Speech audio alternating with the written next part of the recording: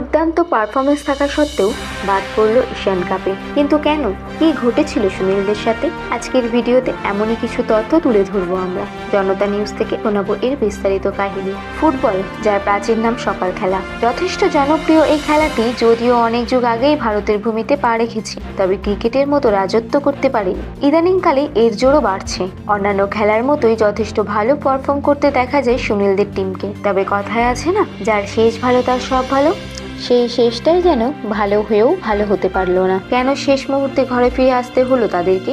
এ বিষয়ে প্রশ্ন উঠলে ভারতীয় ফুটবলার কোচ তিমাঞ্চ জানান, বর্তমান সময়ের সর্বশ্রেষ্ঠ প্রযুক্তি জিপিএস ট্র্যাকার ভেস্ট ছিল না ভারতীয় খেলোয়াড়দের কাছে। এর কারণ জানতে চাইলে স্পষ্ট কথায় তিনি জানিয়ে দেন, সুনীলদের জন্য কেনা 45 লক্ষ টাকার ভেস্ট বিমান পরিষেবার গাফিলতির কারণে সঠিক সময়ে তা খেলোয়াড়দের কাছে পৌঁছায়নি। তিনি আরও জানান যে 45 লক্ষ টাকার জিনিস আমরা হারিয়েছি, নতুন করে আবারও ভেস্ট কেনা হয়েছে, তবে সেগুলি এখনো হাতে পাইনি। কিন্তু কি এই আধুনিক প্রযুক্তি, কি বা এই ভেস্ট?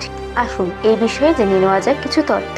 জিপিএস ভেস্ট ওরফে স্পোর্টস ব্রা। এখন নিশ্চয়ই ভাবছেন মেল ফুটবল খেলার সাথে এর সম্পর্কটা কোথায়? সম্পর্ক তো অবশ্যই আছে। বর্তমান সময়ে খেলার জগতে এক অন্যতম ব্লু ডায়মন্ডের মতোই মূল্যবান সম্পদ হলো এই জিপিএস ভেস্ট। কেবলমাত্র মেয়েদের জন্য নয়, নারী পুরুষ উভয় খেলোয়াড়কেই খেলার সময় খুব কাছ থেকে বোঝার বা অনুভব করার এক অনন্য উপাদান। বিজ্ঞানের এই বিশেষ আবিষ্কার সাধারণত ডেটা কালেকশনের জন্য ব্যবহৃত হচ্ছে, কারণ খেলা চলাকালীন বা প্রশিক্ষণ চলাকালীন একজন খেলোয়াড় কতটা দ্রুত দৌড়াচ্ছে বা তার পজিশন কি আছে, সে কিভাবে শট খেলছে, তার পুঙ্খানুপুঙ্খ তথ্য সংগ্রহ করে এর মধ্যে থাকা জিপিএস ট্র্যাকার সেখান থেকে দাঁড়িয়ে মাঠের বাইরে থাকা আধিকারিক থেকে শুরু করে পরবর্তীতে খেলোয়াড় নিজেই নিজের খেলার বিচার বিশ্লেষণ করতে পারে। পুরোনো দিনের খেলাগুলির দিকে একটু লক্ষ্য করলে দেখা যাবে, সুযোগ থাকা সত্ত্বেও খেলা চলাকালীন দূরত্ব বুঝতে না পেরে অনেক খেলোয়াড় ভুল শট খেলে ফেলেছেন, যার ব্যাখ্যা স্বরূপ এমআইএস ডেটা অ্যানালাইসিস জানান যে ওখান থেকে শট খেলার প্রয়োজনটা কি আছে, যেখানে আপনার সুযোগ মাত্র 2%।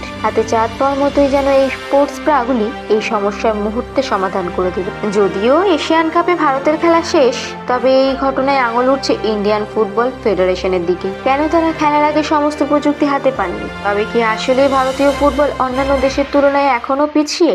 আদেও কি ভেস্ট কেনা হয়েছিল? তাই হয়তো নানান প্রশ্নের কাঠগড়াই আজ দাঁড় করিয়েছে আইএফএফকে।